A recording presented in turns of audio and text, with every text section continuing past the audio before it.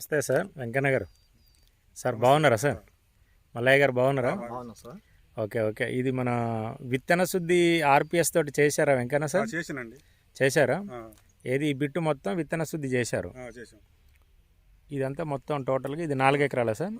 ఈ 4 ఎకరాలకు ఆర్పిఎస్ తోటి విత్తన శుద్ధి చేశారు. అది విత్తన శుద్ధి చేయండి సార్. ఏది తేజ వెరైటీ చేయలేదు, దీనికి చేశారు. ఇప్పుడు విత్తన శుద్ధి చేయడం వల్ల అంటే జనరల్గా ఇప్పుడు అంతా సస్తున్నాయి కదండి. మన విత్తన శుద్ధి చేసింది మీకు ఎలా అనిపిస్తున్నా సార్? ఈ వేరుకులుడు వస్తుందా? వేరుకులు తక్కువ అండి, అవపడలేదండి. అంతేనా? విత్తన వరకు అవపడలేదు, విత్తన శుద్ధి చేసిన వరకు అవపడలేదు, కనపడలేదు. విత్తన శుద్ధి చేయడం వల్ల మీకు కొంత ప్లస్ అయితే ఉంది అనిపిస్తుంది. ప్లస్ అండి. అంతేనా? ఆర్పిఎస్ తోటి విత్తన శుద్ధి చేయడం వల్ల ఏంటంటే వేరుకులుడు కూడా కొంత రాకుండా కాపాడగలిగింది అనేది మీరు రైతుగా మీ అభిప్రాయం.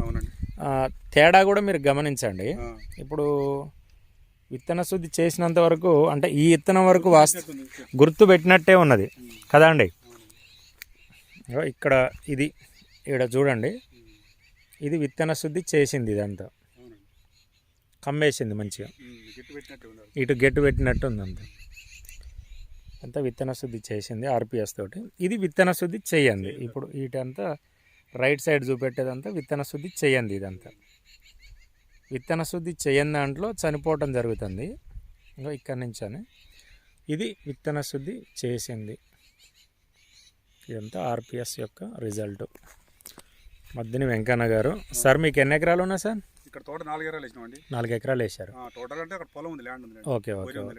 Okay sir. ఈసారి మనం ఆర్పిఎస్ తోటి ఏంటంటే మనం వరి కూడా విత్తన శుద్ధి చేద్దాం సార్. Okay sir.